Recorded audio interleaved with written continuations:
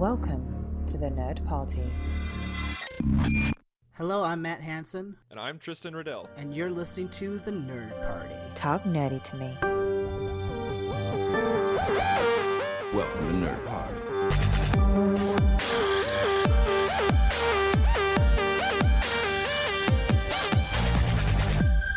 Welcome to the Nerd Party. This is episode 15. Today we are talking about, well, it's kind of an extension of what we talked about last week. Last week we talked about our favorite films of 2014 and our movies that we are looking forward to the most upcoming in 2015. So we're going to do the same thing, continuing with this New Year's theme with TV shows. That's right, television shows. Matt and I actually watch television, not just movies all the time, as you might have guessed. Yeah, this is part of Tristan's effort to not pigeonhole us as just a movie podcast. It doesn't work if you say it out loud, dude. It's pretty obvious. But yes, we watch TV, believe it or not. It's true. I mean, when we started this show, we talked about how we wanted to not just be movies or not just be TV, but we wanted to be all things nerd. We wanted to be comic books. We wanted to be tech. We wanted to be geek stuff happening socially, you know? But for some reason, that kind of just fell to the wayside and went more towards our news segments or our opening segments, and then the movies took center stage. And I think the reason why is because you and I just love movies very dearly. Yes, but today's going to be about TV shows, but in an effort to not lose the movie focus totally, we have a bit of an opening segment here.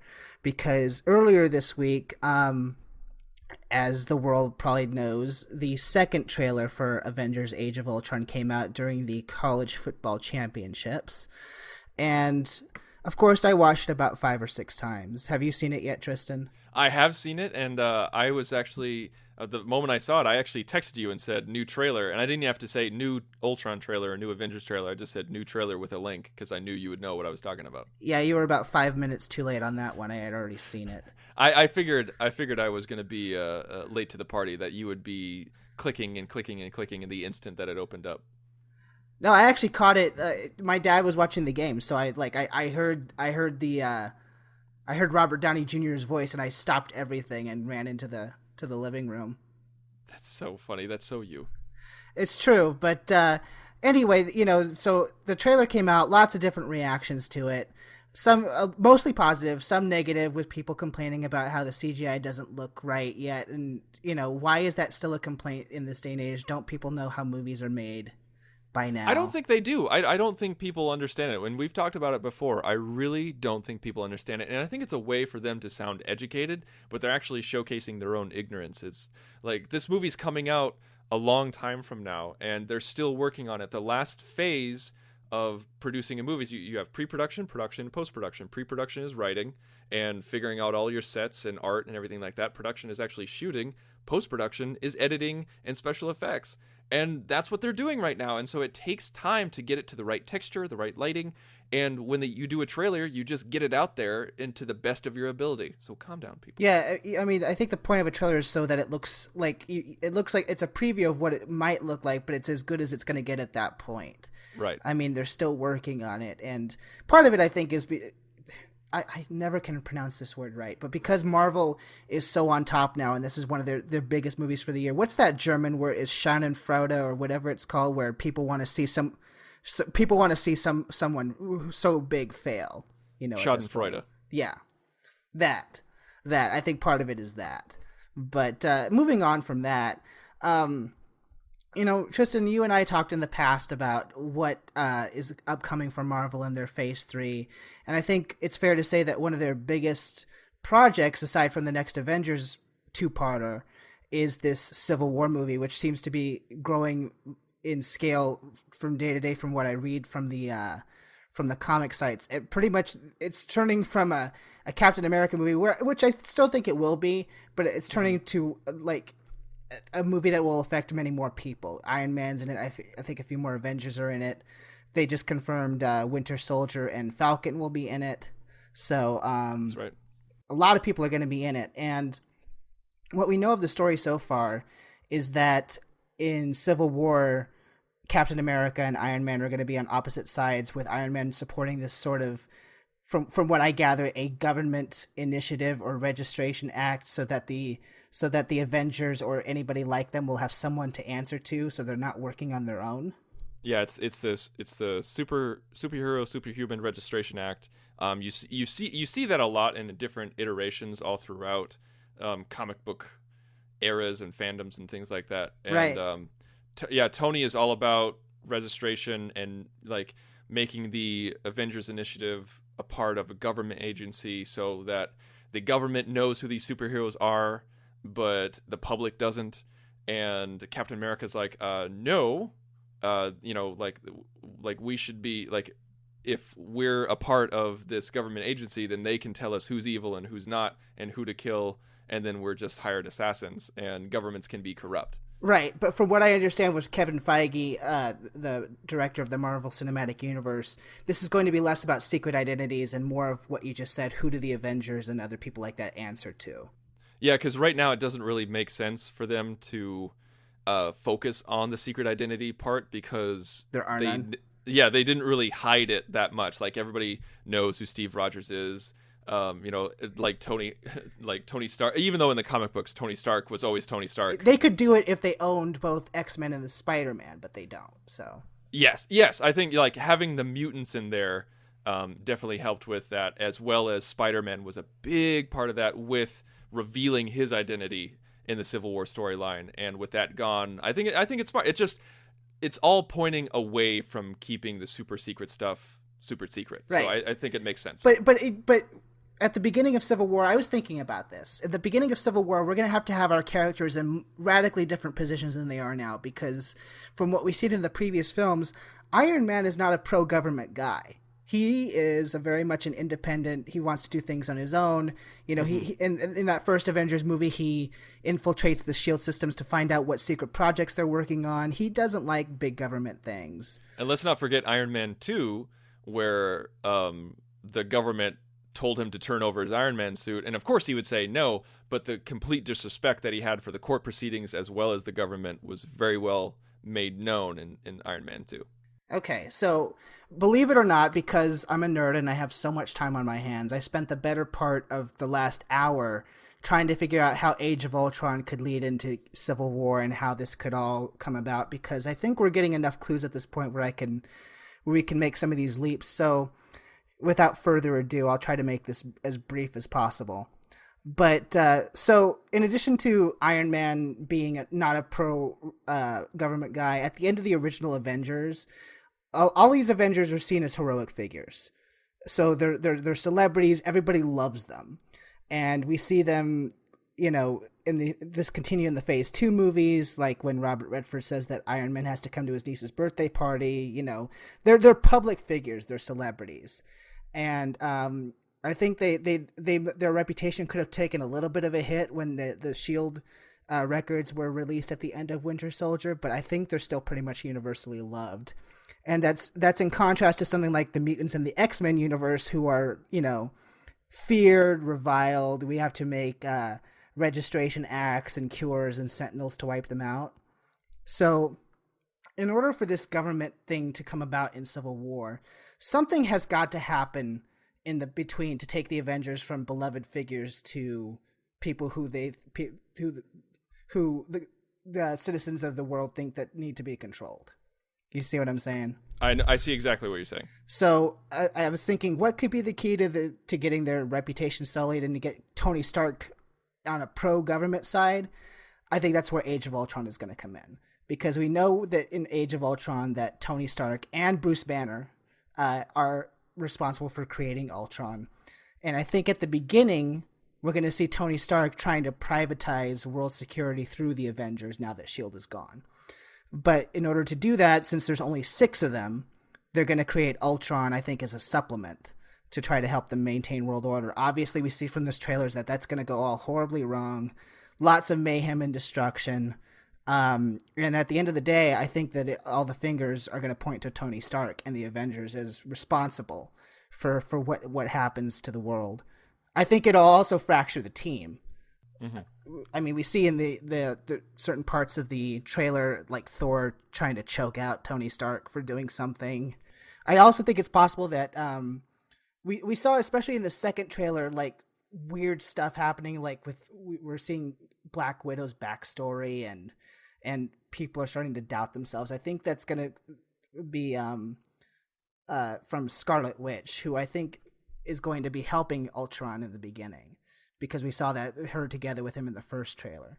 But in any case, I think that the fallout from Age of Ultron will not only fracture the team, it'll damage their reputation, and Tony's going to feel personally responsible because he created Ultron in the first place. Mm-hmm. So I think in order to avoid any more bloodshed, there might be like a post-credit scene where someone from the government will approach him about a registration act, and he will be more inclined to go along with it.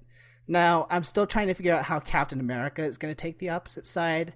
Mm-hmm. I think that it'll, people think it'll be because he values freedom and liberty, but I hope it stems from something more than just good old American patriotism, quote unquote. I hope what it is that he's still reeling from the events of Winter Soldier, with the last government agency assigned to help them was so corrupt that it's not a good idea to do this again. I think that's definitely a possibility. I think it's very much key right there. We don't, with the broad strokes, we have no idea. I think you have a lot of great theories, and I think you have a lot of great direction. And at this point, it's anybody's guess. But towards the end there, I think you definitely hit it on the head, where Captain America is still reeling from the Shield. He's not going to trust any government agency. He's like, why would he? And he reluctantly joins this Avenger initiative because maybe he'll trust Tony Stark, because we see him with that patch on his arm.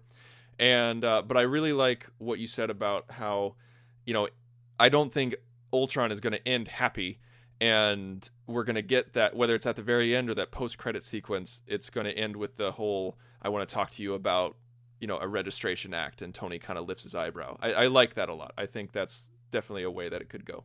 And I think Joss Whedon has said that this is, I still think we're going to get some comedy in this film because, it is the Avengers and that's what we like them for.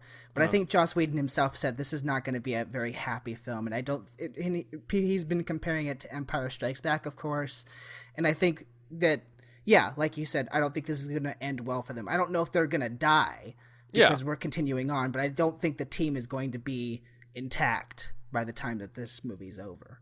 I think you're absolutely right. Well, that is Matt's guess on how Ultron's going to play out and how it's going to link up with Civil War. Please reach out to us, whether it's on Twitter or via email or on our Facebook group. You can go to the facebook.com/thenerdparty, and you can comment there. You can also contact us at contact@thenerdparty.com, and you can find me on Twitter at @theinsanerobin. And you can find me at mhanson0207. We'd love to hear your theories, and we'd love to hear what you think's going to happen. All right. Well, we spent a while on that. Let's go ahead and get into the topic of the show, and that is TV shows. Now, I'd love the format that we did last time, where we went 5 down to 1. And I'd love to hear what your top 5 favorite TV shows of 2014 were, starting with number 5. Well, before we recorded the show, I said number 5 was my guilty pleasure. I actually changed it so that I had a separate guilty pleasure. I thought of one more show that I do watch because, as you know, Tristan, network TV and cable TV isn't the only source for TV shows anymore. We now have made for Netflix and made for other streaming content TV shows that I still think count as television shows since they have quote-unquote episodes. Oh, yeah, absolutely. So my number 5 is a show that you don't particularly like, but the rest of the world, including me, does, and that's Orange is the New Black. Season 2 came out last summer and continued the story. I have to say, I know you tried the first couple episodes and it wasn't your cup of tea. It's a different kind of show to get into, but what I will say is that I think that the Netflix format of distribution really helps this show, because once you can see where the characters and the show leads to, the character development in it is really interesting, and the character personalities are big. And that's kind of what I like. Everyone is no one's boring in that show to me. So everybody kind of has a dynamic personality. Kate Mulgrew is fantastic. I have to say that as a Star Trek fan. Well, she was definitely my favorite part. And just as a little bit of a fan correction, I didn't just watch the first couple of episodes. I watched the first season. Oh, okay. Well, again, it's not going to be everyone's cup of tea. I get that. This is all subjective. But what I will say is, like I said, I think the characters are interesting. I think they have big personalities. I think the second season is much better than the first. I'll just throw that out there. I think that the show is definitely is improving as it goes along, as most TV shows do. And the story left off at a very interesting place, sort of a cliffhanger. And for the sake of not spoiling anybody, I won't say where it left off. But like I said, big characters, big personality, but personal stories, and I really like that. So that's my number 5. This always kind of makes me laugh because I tried it, I didn't like it, and I was like, okay, I didn't like it.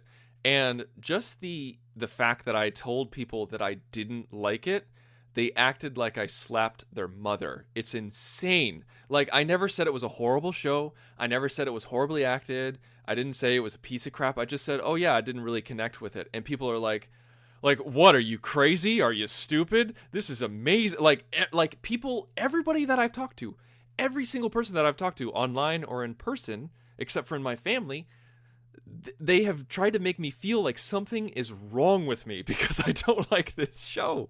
Well, we've already established that you dislike good things. No, but... I love great things.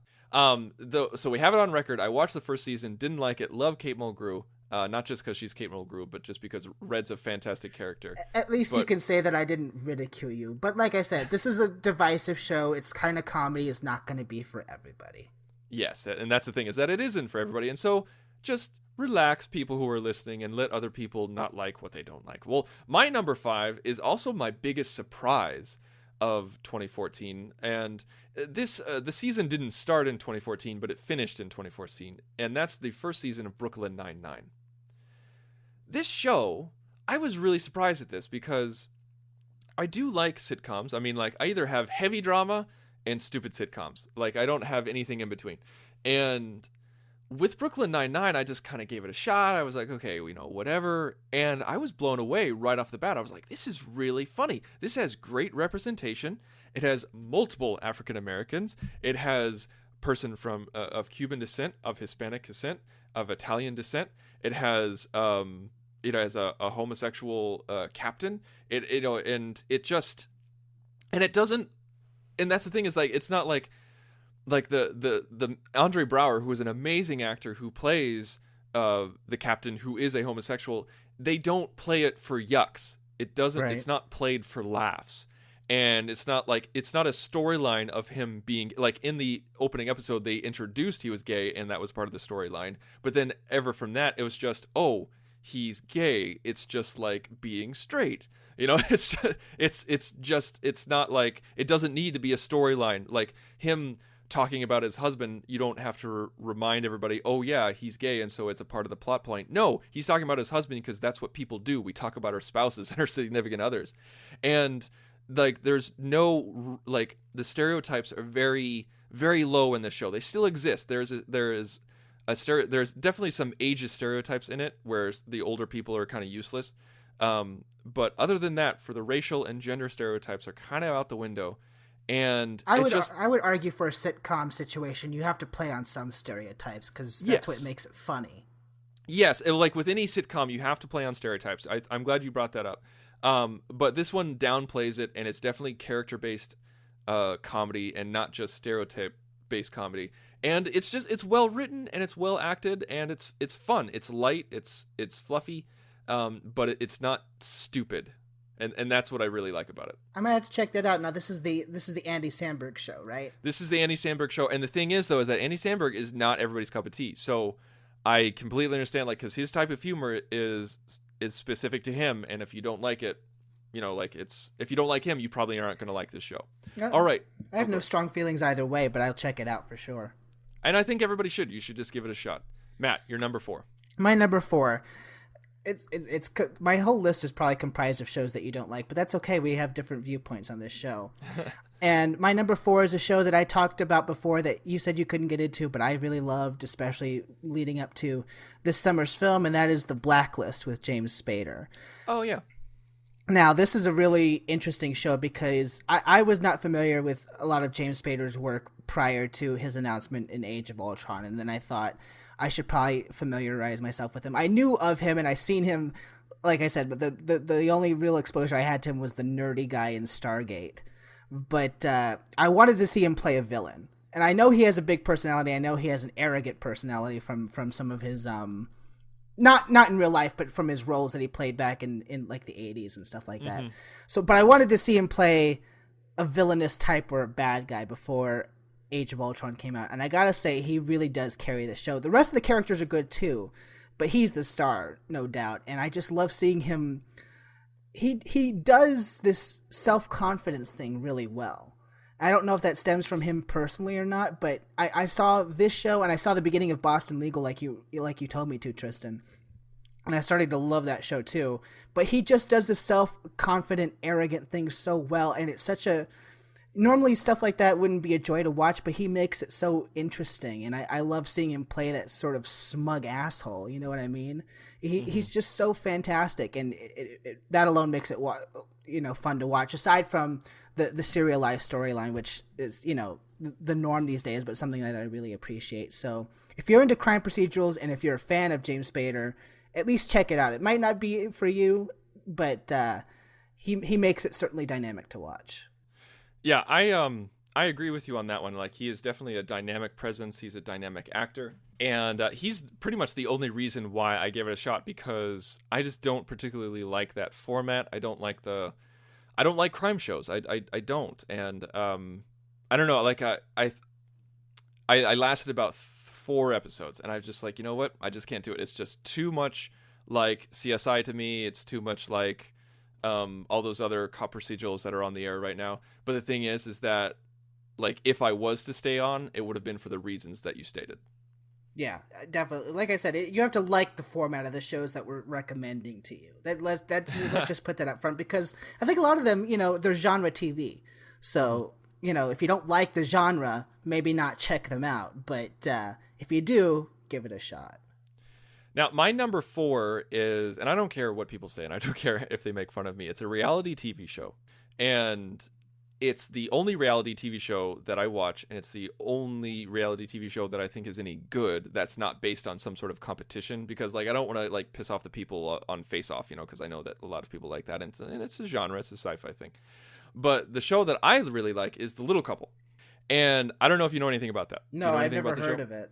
You never heard of it? Okay, see, that's the thing. It's like, it's on TLC, and it's a show that follows a little couple, and it's I think they're on season 7. I think season 6 or season 7, and it's when you say little couple, you mean like little people? Yes, they're little people. It's two Okay. little people, and they have forms of dwarfism, and it's a man named Bill and a woman named Jen, and it's just a reality show where they follow them around and they show their life. And no, it sounds really boring, but the thing is, it gives you a glimpse of their world, about the issues that they have to deal with, how they deal with life, how they accommodate themselves to be in an average sized world.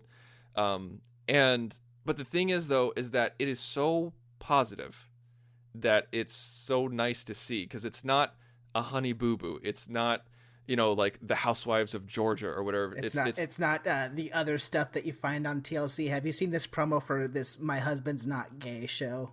Oh my gosh, no, I have not seen that. I don't even want to hear about it. I don't want to hear about it, because it's all that stuff is dreck, and The Little Couple is not. It's so... like, I just keep using the word positive. It's so positive because they truly love each other. They truly want what's best for each other. And when they argue in front of each other, it's cute. And we go through this whole storyline of how they were trying to have children and then trying to get surrogacy to work. They couldn't get surrogacy to work. And then they adopted a child in China, and then they adopted a child in India. And so now it's the two of them with 2 adopted kids, and they also have a form of dwarfism. Mm-hmm. And it's just so, it's adorable, it's cute, and it makes you feel good watching that piece of television, because you don't walk away devoid, like, oh wow, those people have a lot of issues, or like, oh, I feel a lot better about myself because those are freaks and I'm not. So it's a positive reality show. It's the most positive reality TV show I've ever seen, and Bill and Jen are very interesting people, and they are successful at what they do, and it's just, in this world of cynicism and sarcastic nature, they are a beacon of positivity. And I'll stop using that word and just go ahead and No, move on. I think it can't be understated, because when you say reality TV to me, I think of all those people on those competition shows or whatever that are so, dumb and peevish and selfish and stupid and are out to get one another, and I have no interest in that, but I'm glad that there is some sort of positivity associated with reality TV. Yeah, and it's the only one that I've been able to witness, and it used to be on Netflix. Like seasons 4 through 6 were on Netflix, or 3 through 6 were on Netflix, and they took it off. And so I was like, well, this just can't stand. And so I splurged and bought as many seasons as I could on iTunes. Okay, sounds good. I might check that out. You may have convinced me.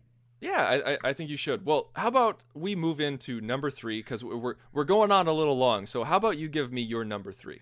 My number 3. Okay, so I'll preface my number 3 and later my number 1 choices by saying that, as you guys all know, if you've listened to the show before, I'm a fan of the horror genre. If this isn't your genre, this is not recommended for you.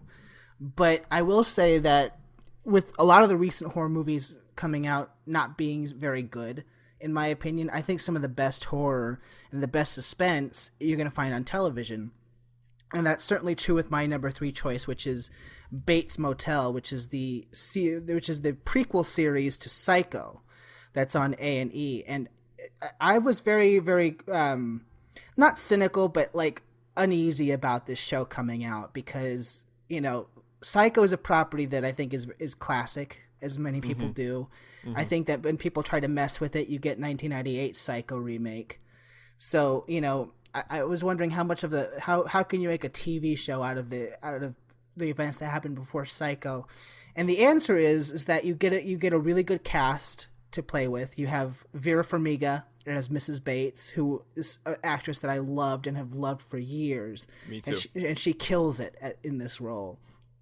And you get Freddie Highmore, who, if you don't know, was the little kid from the Charlie and the Chocolate Factory remake as Charlie. He was also in, what was it? Was it Finding Neverland? Finding Neverland. Yeah, it was Finding Neverland. He's a British actor, but the way he's made up in this show, he looks like a young version of Anthony Perkins. It was fantastic, and he does the accent and the stuttering and the speech to a T. It's almost like I'm watching Anthony Perkins, which is a real testament to his acting. And you make the show kind of like Psycho meets Twin Peaks in the fact that they live in this town, and this town's very odd, and things happen around this town that can, there's death, there's murder, there's corruption, and alongside all of that, you're getting the Psycho pre-story. And especially in season 2, which aired in 2014, which is why I'm counting it, you start to see how Norman is starting to hear his mother talk to him when she's not there. Oh, that's cool. And you're getting, like, they drop little hints, like the promo for this 3rd season that's coming out this year showed Norman in the parlor room of the hotel uncovering the picture and seeing the eye hole into the first cabin for the first time and watching somebody take a shower. So they're starting to tease more and more of that Psycho imagery into the show, and they're doing a really good job. It's very well acted, and it's suspenseful. And I didn't think a Psycho series would work, but if you're a fan and you like that sort of thing, it does. It's really good. I watched the pilot of this episode of the show, and I was so turned off from the rape scene that I couldn't do it anymore. I was like, I watched this in good faith, and I felt like the producers tricked me into watching Vera Farmiga get raped, and I was so angry that I couldn't continue. I mean, it's going to have some challenging imagery. Like I said, the best horror is now on TV, and some of it is graphic, and I will say nothing like that it really happens again. There is murder, and there is some intense things.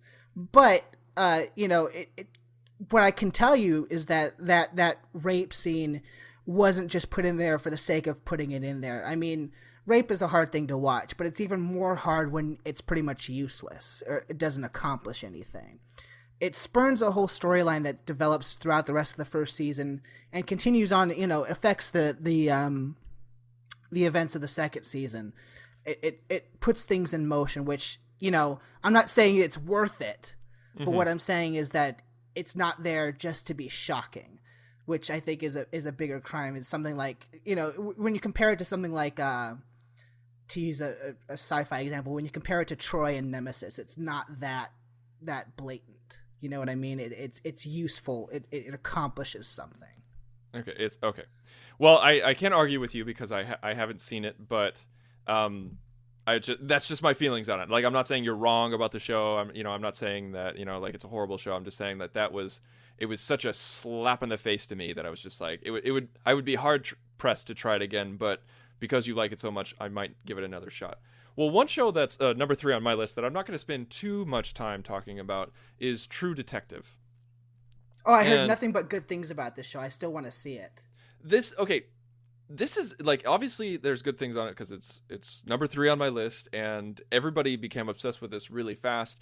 And I feel like Hollywood became obsessed with this much more than the world did. And the reason why I say this is because everyone wanted to be a part of that show. Like, having Woody Harrelson and Matthew McConaughey involved with this show was a huge step in the right, like, huge step in something that started over 10 years ago, and with movie stars coming into television and kind of changing the dynamic, where it wasn't a social faux pas to be a movie actor in a TV show. It was okay if you did a guest appearance, but to be in a TV show or like be a lead, then you're like, oh well, like your career is hit. Your career is definitely on the downfall. That's not the case anymore, and it's been that way for over the past decade or so, even longer. And with True Detective, there are things I like and things I don't like, and the things I like far exceed the things I don't. But I was happy of the format because it was an 8-episode format, and I can't like 10 years ago I never would have thought I was saying this, because when TV shows started coming out with half seasons, like 13 episodes, I was the first one screaming, they're robbing us of episodes, how dare they? And then I realized that it just means more money, more time spent, more production value less in filler. those 13 episodes. That's what I find. Like, exactly. And that's the thing with True Detective, is that there's not too much filler in this, and it has this true crime feeling to it. It feels like it could have happened and that it really did happen, and it feels like you're watching the best produced A&E special that you've ever seen in a good way, and I think that's why everyone attached to it. And the performance is phenomenal. Like, I think the reason why it's so negative is because the lead characters do some really horrible things. Like, they're not good people, and so it can kind of be hard to watch at times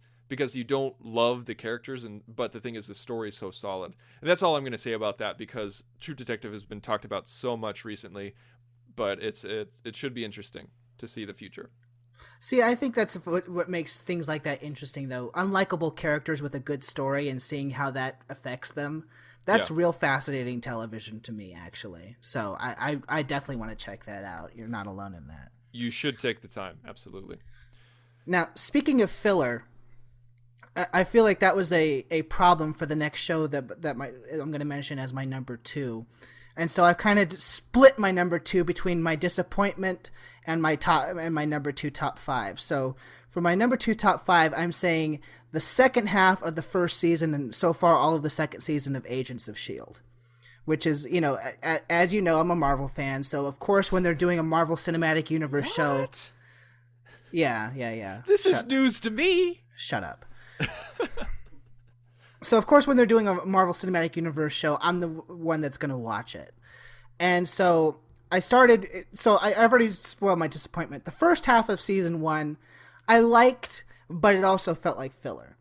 Like, a lot of it was just kind of like supplementary material to what's going on in the cinematic universe. And I felt like, it was kind of a slave to the movies, because you can't make any big changes on the TV show because not everybody's watching the TV show. They're going to have to come from the movies. Mm-hmm. So I'm like, well, what are you going to do with this TV show? It kind of felt counterintuitive. But then I think the problem is that they were restrained from doing anything, because when they came out, it was the fall of 2013, and Captain America: The Winter Soldier was coming out in April of 2014. And as you know, that has the destruction of S.H.I.E.L.D., and it changes everything. And it really, once that happened, the show got great, because when S.H.I.E.L.D. was gone, like everybody started coming out of the woodwork. They're now fighting Hydra. They're fighting double agents. People you thought were good on the team turned out to be Hydra double people. Mm-hmm. And there's a lot more intrigue now. I feel like the show has its direction, which I kind of feel people are getting impatient with, because if we think back to some of the shows that you and I grew up with, Tristan, I'm thinking a lot of the Star Treks in particular. Mm-hmm. A lot of them didn't find their direction until seasons 2 or 3, or sometimes even 4. Yeah. And I think it's really unfortunate that a show has to be amazing. It has to be busting out the gate by the pilot episode, otherwise it's in serious trouble. I think that any TV show needs its first season to find its footing, and that's why I always say, even if I'm not thrilled with the first season of a show, I will give the show its first season, because you need a season to make mistakes. Well, I know that you and I have talked about this before off air, and I agree with you that I think you need to give a TV show time, but I feel like this is a symptom of a much larger thing. In the 80s, in the 90s, you didn't have anywhere near as many choices as you do now, and we didn't have methods of instant gratification like Netflix or other stuff like that. Exactly. And so in order to cut through the noise, in order to stand out amongst literally hundreds of shows instead of dozens, you have to be the best of the best. And I feel like that's definitely the reason why, but there has to be some sort of middle ground that we haven't found it yet, unfortunately. But what I will say is that in the second half of its first season, and so far all of its second, which all aired in 2014, it's gotten its direction. It knows what it is. It's a spy thriller show, very much in the same vein of The Winter Soldier. Characters that I thought weren't going anywhere really turned out to have a great story. They're interesting and dynamic. They introduced some new characters from the comic books during this second season. And I think the cast is working extremely well. So if you're someone who was turned off, and I know a lot of people were during that first season because they felt that it was not going anywhere, I would suggest the first season is now streaming on Netflix. And I forget what the name of the episode is, but I think it's the episode that immediately follows Winter Soldier. That's where you need to start. I don't think you need to know much before then, because they recap it for you at the beginning. Oh, cool. But once you get the episode where the events post Winter Soldier start, it gets much better. Hey, I'm all on board for that. Like, I'd be willing to try it out then. Yeah, definitely. Well, yeah, because I tried it. I didn't like it. But with that recommendation, absolutely. All right, well, my number 2 is, this should be no surprise to a lot of people, is The Walking Dead. And I really like The Walking Dead. I've been a fan since episode 1.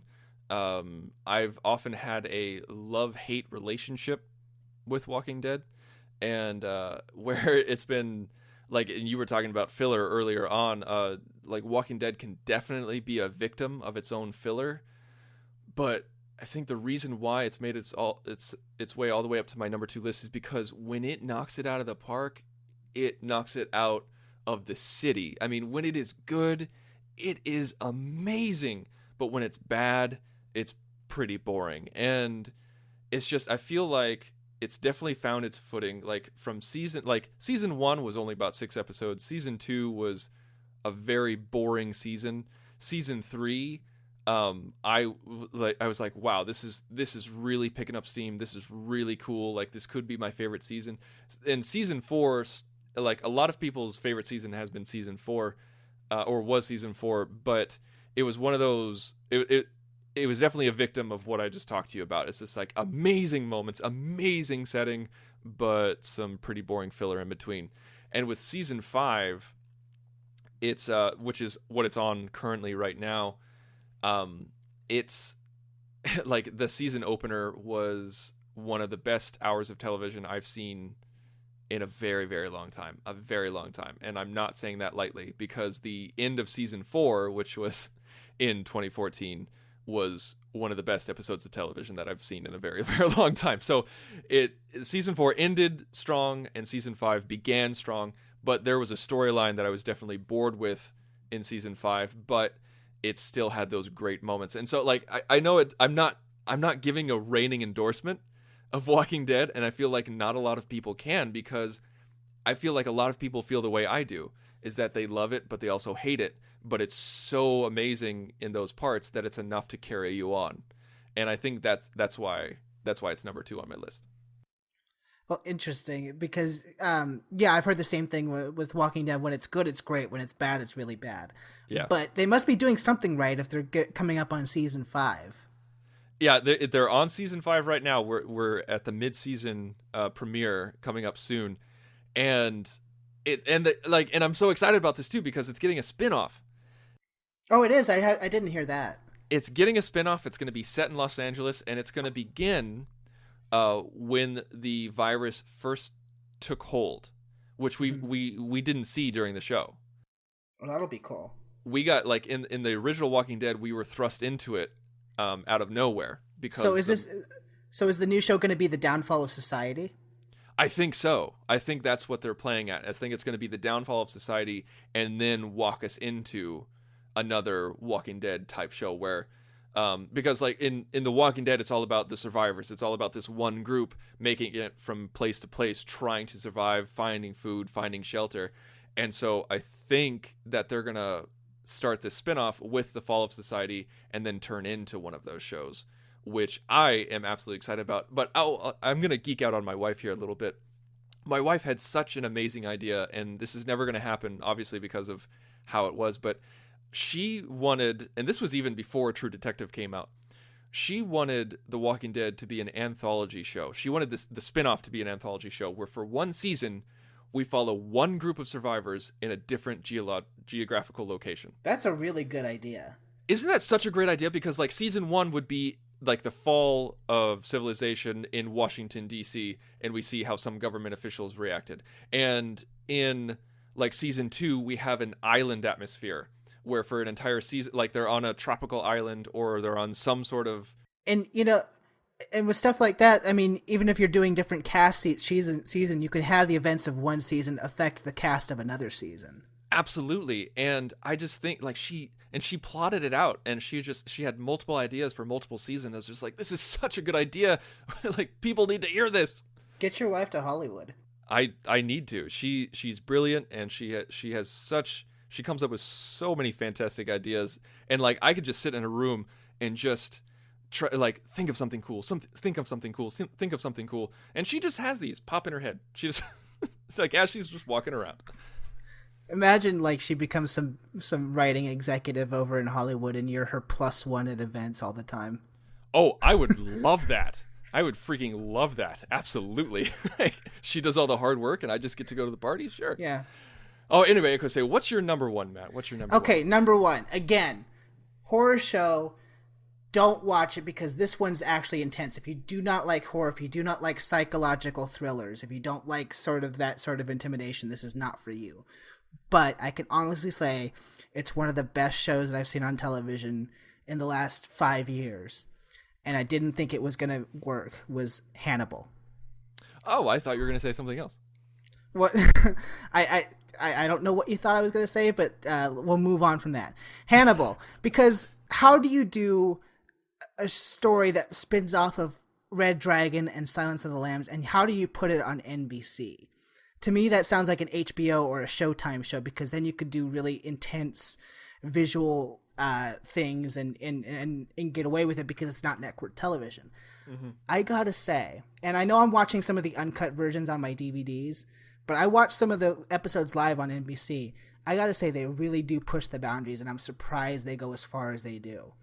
And it's still legal for them to show, because it is intense, and it is fantastic horror suspense. And again, I think a lot of these horror suspense shows rests on the cast. And something as iconic as Hannibal Lecter, I did not think could be done by someone who wasn't Anthony Hopkins, because that image is so burned into our psyches and our memories from those films that I just didn't think it would be possible. But man, they got Mads Mikkelsen, who, as you know, was Le Chiffre in Casino Royale, to play Hannibal Lecter, and he nails it. He's so good. He plays a different kind of Hannibal Lecter because he's not captured. He's the suave Hannibal Lecter pre his imprisonment. Right, who we got to see a little bit at the beginning of Red Dragon. Right. Movie. Right, exactly. He's that kind of person, but he does it so well, and he's so intimidating, and he plays it a little bit like Lashif, but he's understated, but that is his strength. He doesn't overdo it. There's a quiet madness to him, and you see him psychologically manipulate the Will Graham character, who, if you don't remember, that's the Edward Norton character from Red Dragon, here played by Hugh Dancy, who's what's her name? Claire Danes' husband. And he's great. They make his character more of an autistic, not autistic, but he's got issues, and it's issues that Hannibal throughout the series manipulates and gets him into trouble with, so that not to spoil too much, but there's this running storyline of people dropping dead and finding organs missing, and we know, of course, that this is Hannibal killing them and eating them. And so he's trying to help the police with their psychological profiles for other criminals that they're finding that week. At the same time, you have this running storyline of him manipulating Will so that he won't be captured.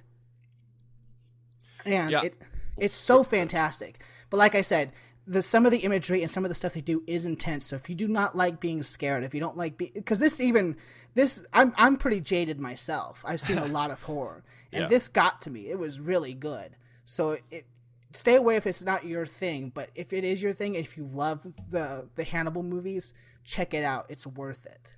It really is. My wife and I tried this show, and what happened was, over a weekend we had a lecture marathon where we watched Silence of the Lambs, and then Hannibal, and then Red Dragon, and then we're like, okay, well, what do we do now? Because we didn't have access to Manhunter. We're like, okay, well, let's try Hannibal. Let's try that. I mean, let's continue on with this. And so we watched it, and we're like, okay, yeah, this is pretty enjoyable. And then we kept watching, and I think we watched about 6 episodes, and we never got back to it. And normally what that means, if my wife and I aren't constantly talking about a show after we watch it, or we don't look at each other and go oh, well, let's watch this show, it's time to start that show again, then it usually means that it didn't really catch us. There was nothing wrong with the show, in my opinion. I didn't think it was bad at all. It just, I don't know, it just didn't connect with me. And it wasn't the horror, it was, I don't know what it was. There was just a je ne sais quoi that I couldn't wrap my finger around. The only negative thing that I can say about it is that 80% of the time I want to turn on the subtitles because of Mad Mikkelsen's accent. Yeah, well, that's something he really can't help. But he does it. What I would argue about him is he does a good portrayal. And like I said, it's not for everybody. It might not capture your attention.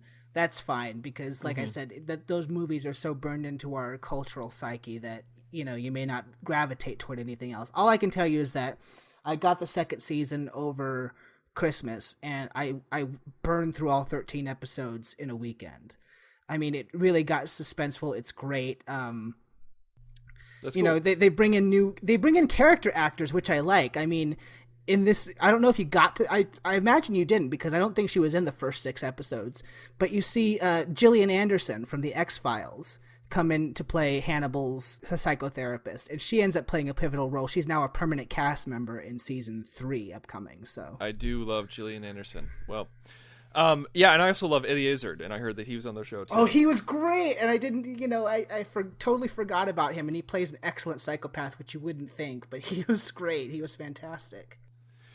Well, let's go on to my number 1. And my number 1, if you know anything about me, should not be a surprise to any of the listeners, and that is House of Cards.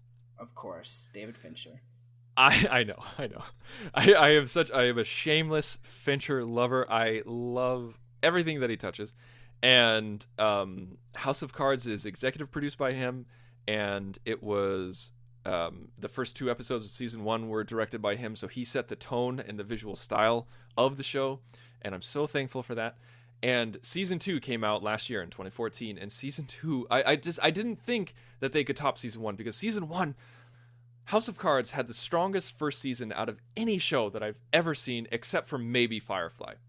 And it was filled with everything that, it was aesthetically pleasing. The performances were out of this world, and they deserved the Emmys that they got, and they deserved more.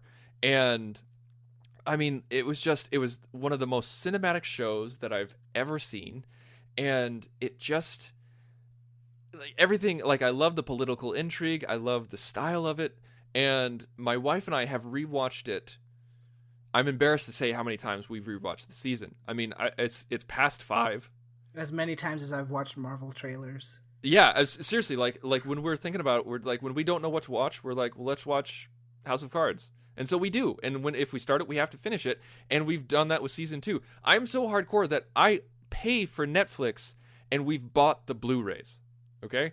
Like that is how much I'm in love with the show, and my wife is in love with the show. And season 2 was even better than season 1. Like, I had to go back and forth at first, and I was just like, it's just like, it had so many great moments, so many great characters. There was no weak actors. There's no weak link in House of Cards, and I think that's why I love it so much. Is because, well, okay, that's not true. That's not true completely, because there is one storyline that gives me a really big eye roll, but I fast forward it. So, but it's just, let's pretend that David Fincher didn't have anything to do with that. Sweep well, under the rug.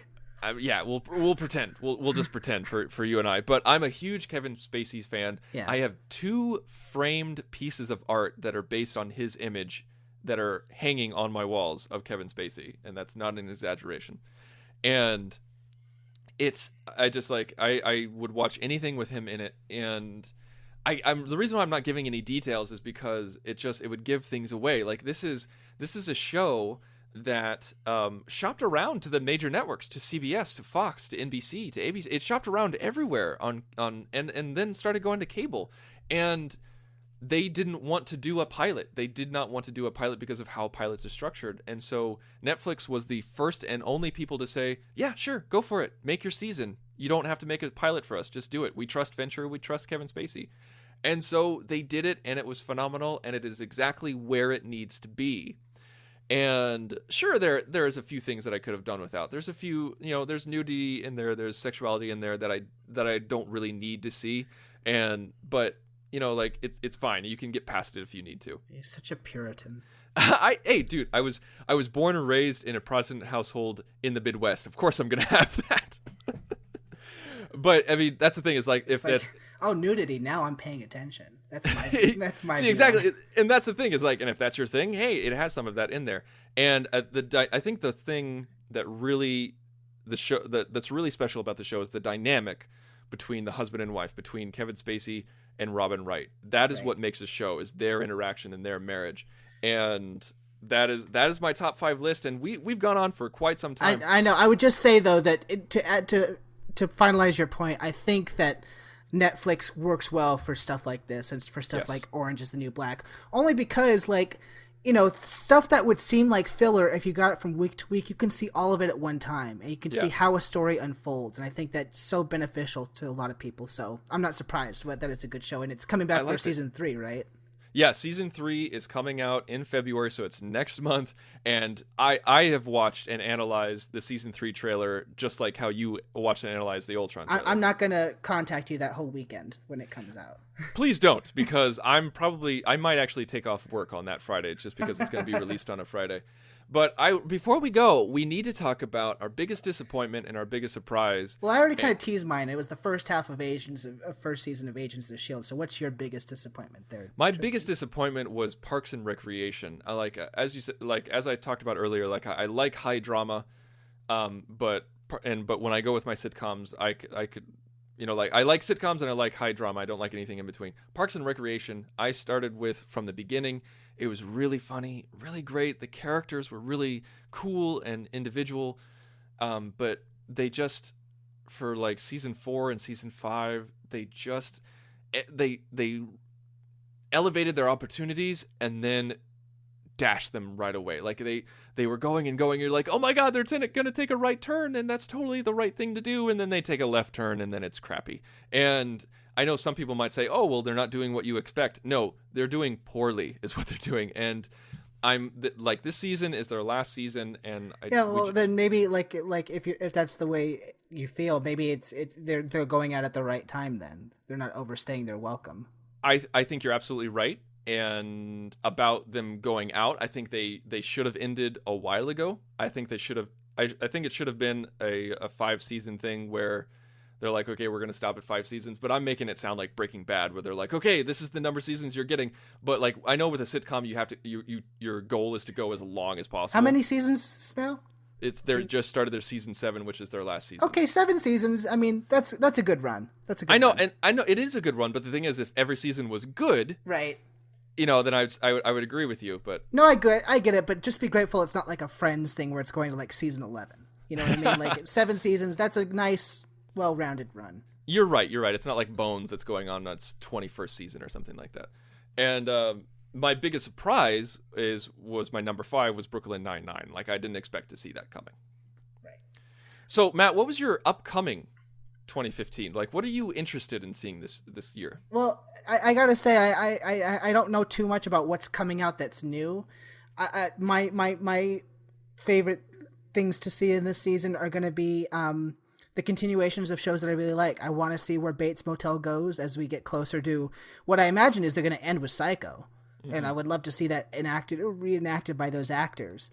And I definitely, like, Hannibal season 2 ends on a massive cliffhanger, and I definitely want to see where that goes. And that's coming, I think, during the summer.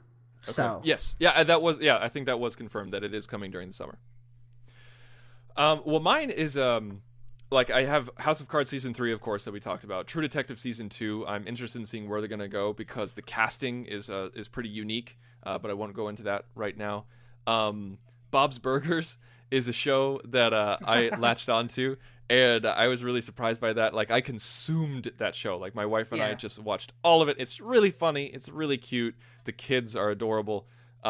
It's just, I like animation, and I just thought it was really cool, and I'm interested to see where the season's going to go.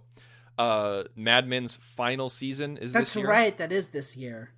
And I'm a big Mad Men fan. I have all the seasons. I didn't really like the first part of this season, but I'm hoping that the latter half, because they don't have to draw anything out, that it'll really hit it home. And then we have the Sherlock Christmas special that's coming out this year of 2015. And I like Sherlock. It's a lot of hit or miss for me, but I'm really interested about the Christmas special because it's going to be Sherlock and Watson, but it's going to be them during the time that Sherlock was actually written. Really? Arthur Conan Doyle novels. Yeah, it's going to be the original setting of Sherlock, but just with those actors. And I think that's a really cool thing to do and take it out of its own continuity and just do something fun. And so I'm interested in seeing that.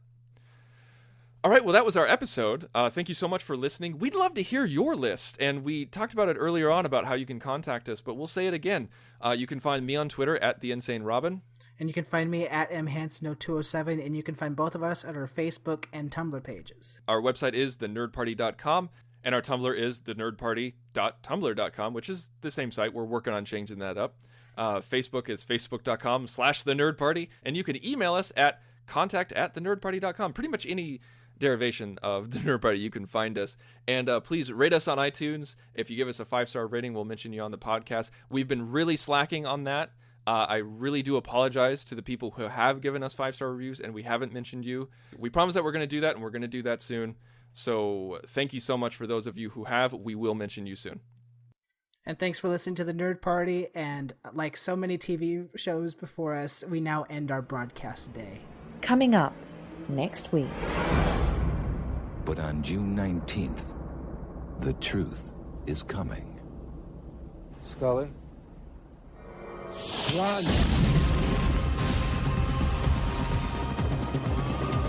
We have a situation. I need you on this.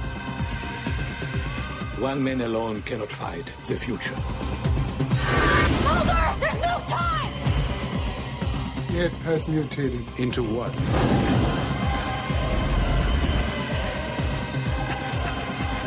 Trust no one, Mr. Mulder. The truth is something you never guess, never have predicted. Join the revolution. Join the Nerd Party. Welcome to Nerd Party.